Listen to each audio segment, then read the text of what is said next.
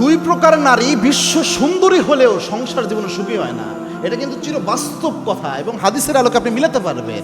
এটা অনেকের মধ্যে রয়েছে, আমরা এই বিষয়টা গুরুত্ব দিই না। এমন দুই প্রকার নারী রয়েছে, এরা যদি বিশ্ব সুন্দরী হয়, বিশ্ব বিলিয়নিয়ারের মেয়েও হয়, তবুও এরা কখনো এই সংসার জীবনে সুখী হতে পারে না। তার মধ্যে এক নাম্বার হচ্ছে যেই মেয়েরা তার বাবার বাড়িকে সবসময় প্রাধান্য দেয় এবং স্বামীকে সবসময় ছোট করে, স্বামীর পরিবারকে ছোট করে, সবসময় বাবার বাড়িকে শো অফ করতে থাকে।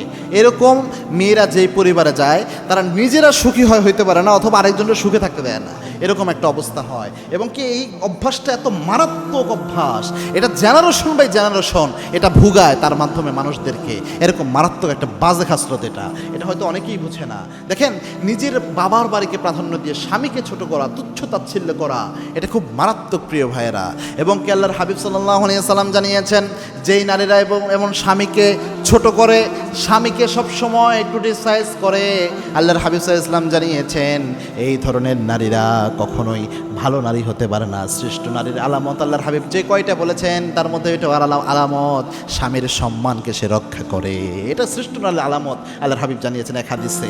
আরেক বর্ণায় ওমর রাদিয়াল্লাহু আনহু বলেছেন, খারাপ ইহুদি নারীদের বৈশিষ্ট্য এটা যে তারা বাবার বাড়িকে অনেক বড় করে স্বামীর বাড়িকে ছোট করে। কত মারাত্মক বিষয়। দুই নাম্বার হচ্ছে যেই নারীরা জেদ করে কথায় কথায়, তর্ক করে স্বামীর সাথে কথায় কথায়, অর্থাৎ অনুগত নারী না, বিনয়ী নারী না, স্বামীর কথা শুনে এরকম নারী না, এই নারীরা সংসার জীবনে সুখী হতে পারে না। তবে হ্যাঁ, একটা জিনিস সত্য, শুধুমাত্র নারীদের জন্য এখানে আপনি বুঝলে হবে না, অনেক পুরুষও এমন রয়েছে অযথা স্ত্রীর সাথে খারাপ আচরণ করে, অযথা স্ত্রীকে কষ্ট দেয়, এরাও কিন্তু আল্লাহর শাস্তির আওতাধীন। এজন্যে অবশ্যই চেষ্টা করা উচিত দুই পক্ষ থেকেই যে ত্রুটিগুলো রয়েছে এগুলো সংশোধন করে নেওয়া।